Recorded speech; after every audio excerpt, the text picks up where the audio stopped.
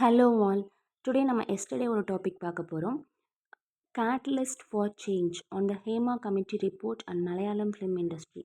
So Malayalam film இண்டஸ்ட்ரியில் வந்து பார்த்திங்கன்னா Kerala based women in cinema collective அப்படிங்கிற ஒரு அமைப்பு வந்து பார்த்திங்கன்னா ஒரு கம்ப்ளைண்ட் ஒன்று ஃபைல் பண்ணுறாங்க, பெட்டிஷன் ஒன்று ஃபைல் பண்ணுறாங்க. ஸோ இதை சார்ந்து அவங்க எதை பற்றி பேசுகிறாங்க அப்படின்னா, விமனோட சேஃப்டி எந்த அளவுக்கு இருக்குது, விமன் வந்து ஹராஸ்மெண்ட் ஃபேஸ் பண்ணுறாங்களா ஃபிலிம் இண்டஸ்ட்ரியில் அப்படின்னு சொல்லிட்டு ஒரு பெட்டிஷன் ஃபைல் பண்ணுறாங்க.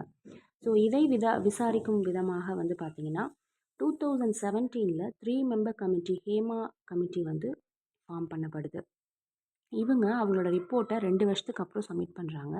இதில் அவங்க என்ன சொல்கிறாங்கன்னு பார்த்தீங்கன்னா, ஆப்வியஸாக ஹராஸ்மெண்ட், டிஸ்கிரிமினேஷன், எக்ஸ்ப்ளாய்டேஷன் எல்லாத்தையுமே விமன் ஃபேஸ் பண்ணுறாங்கன்னு சொல்கிறாங்க.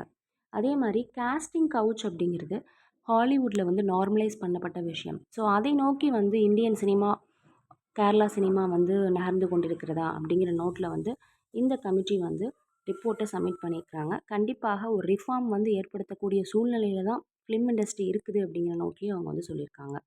Next topic, middle path and unified pension scheme. So முன்னாடி இருந்த நேஷனல் பென்ஷன் ஸ்கீமை யூனிஃபைடு பென்ஷன் ஸ்கீம் அப்படின்னு சொல்லிட்டு அதில் இருக்கக்கூடிய குறைபாடுகள் எல்லாம் கலைந்து வந்து ஒரு சட்டம் கொண்டு வந்திருக்காங்க பென்ஷனுக்காக. ஒரு இயர்லி வந்து பார்த்திங்கன்னா 2023 to 2024 இவங்க வந்து பென்ஷனுக்காக ஒதுக்கப்பட்ட தொகைன்னு எடுத்துக்கிட்டோம் அப்படின்னா 52,000 crore, அப்ராக்சிமேட்லாக 52,000 crore வந்து பார்த்திங்கன்னா இதுக்காக அலோகேட் பண்ணியிருக்காங்க. டோட்டலாக வந்து பார்த்திங்கன்னா 6%லேருந்து 21% ஆஃப் த டோட்டல் ரெவென்யூ வந்து பென்ஷனுக்காக வந்து கவர்மெண்ட் வந்து அலோகேட் பண்ணுறாங்க. சரிங்களா? இப்போ நியூவாக வந்து அக்னிபாத் அப்படின்னு சொல்லிட்டு ஒரு மிலிட்ரி சர்வீஸ், அதாவது டெம்ப்ரவரி ஜாப்ஸ் ஃபார் யூத்ஸ் அப்படிங்கிற மாதிரி ஒரு 4 இயர் பீரியடில் அவங்களுக்கு வந்து வேலைவாய்ப்பு வழங்கிட்டு பார்த்தீங்கன்னா ஒரு மொத்தமான ஒரு கணிசமான ஒரு 11 lakh தொகையை வந்து பென்ஷனாக வந்து கொடுக்குறாங்க. ஒன் டைம் செட்டில்மெண்ட் மாதிரி.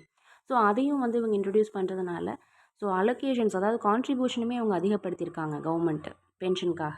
அதாவது 14%லேருந்து 18.5 வந்து கான்ட்ரிபியூஷனாக வந்து கவர்மெண்ட் கொடுக்கறதுனால எல்லாத்துக்குமே வந்து ஒரு நல்ல பெனிஃபிஷியரியாக இருக்கும் அப்படிங்கிற நோட்டில் பேசியிருக்காங்க.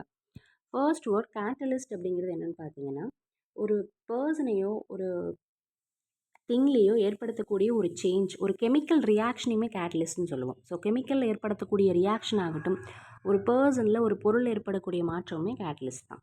ரிடாக்டட் அப்படிங்கிறது ஒரு பப்ளிகேஷனுக்காக எடிட் பண்ணுற விஷயம். சரிங்களா? அதுதான் வந்து ரிடாக்டட். யூஃபிமிசம் அப்படிங்கிறது அதாவது சுற்றி வளைச்சு பொருள் கொடுக்கக்கூடிய ஒரு வேர்டை தான் வந்து யூஃபிமிசம், பொருளை தான் யூஃபிமிசம்னு சொல்லுவோம்.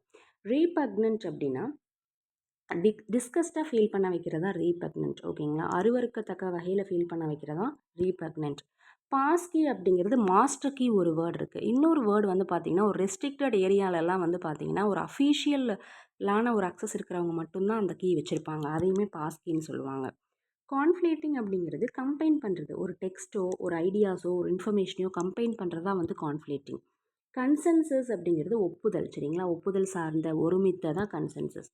பைண்டிங்னா பிணைத்தல், இணைக்கிறது தான் பைண்டிங். மர்க்கி அப்படின்னா அன்பிளசண்ட்டாக, டர்ட்டியாக, டார்க்காக இருக்கிறதா வந்து மர்க்கி. ஓகேங்களா? நெக்ஸ்ட் ஒன், ரெஃப்யூட்டட் அப்படிங்கிறது ஃபால்ஸ் அல்லது ராங் அப்படின்னு சொல்லி ப்ரூவ் பண்ணப்பட்டது, டிஸ்ப்ரூவ்னு சொல்கிறாங்க இல்லையா, அதுதான் வந்து ரெஃப்யூட்டட். ஃபிஸ்கல்னா கவர்மெண்ட் அல்லது பப்ளிக் மணியை சார்ந்தது, டேக்ஸ் எல்லாம் சொல்லுவோம் இல்லையா, அதுதான் வந்து ஃபிஸ்கல். ப்ரூடன்ஸ் அப்படிங்கிறது ஜட்ஜ்மெண்ட் சொல்லலாம், விஸ்டம் நாலேஜை சொல்லலாம். அதே மாதிரி காஷியஸ்னஸாக இருக்கிறது, விழிப்பு நிலையிலேயே இருக்கிறதையும் நம்ம வந்து ப்ரூடன்ஸ்னு சொல்லுவோம். ஒரு தீர்ப்பு, ஒரு ஒரு ஜட்ஜ்மெண்ட் ஆகட்டும், ஒரு காஷியஸ்னஸ் விழிப்பு நிலையில் இருக்கக்கூடிய ஒரு அறிவு சார்ந்த ஒரு விஷயத்தையுமே ப்ரூடன்ஸ்னு சொல்லுவோம். அவுட் சோர்சிங் அப்படிங்கிறது ஒன்றுமே இல்லை. ஒரு அவுட் சைட் சப்ளையர்கிட்ட இருந்து ஒரு கான்ட்ராக்டுக்கு ஒரு பொருள் நம்ம எடுக்கிறோம் அப்படின்னா அதுதான் வந்து அவுட் சோர்சிங். ஆட்டோனமஸ் அப்படிங்கிறது நம்மளுடைய ரைட்ஸ், ஓகேங்களா, அல்லது நம்மளுடைய பவர் ஆஃப் செல்ஃப் கவர்மெண்ட் இருக்கு இல்லையா, அதுதான் வந்துட்டு ஆட்டோனமஸ். சரிங்களா? செல்ஃபாக ஒன்றை வந்து மேலாண்மை பண்ணக்கூடியதுக்கான ஒரு உரிமையும் ஒரு பவரும் தான் வந்து ஆட்டோனமஸ். பூம் அப்படிங்கிறது ரொம்ப மிகப்பெரிய லவுடான சவுண்ட். ஓகேங்களா? டீப் சவுண்டு தான் வந்து பூம். டிவைஸ்டு அப்படின்னா ஒரு ஒரு விஷயத்தை செய்யறதுக்கு ஒரு நியூ வே கண்டுபிடிக்கிறது தான் வந்து டிவைஸ்டு. ஓகேங்களா? So tomorrow certain word learn பண்ணிக்கலாம். Thank you, have a nice day. டுடேவோட எடிட்டோரியல் உங்களுக்கு நெக்ஸ்ட் வீடியோவில் அப்லோட் ஆகும். தேங்க்யூ.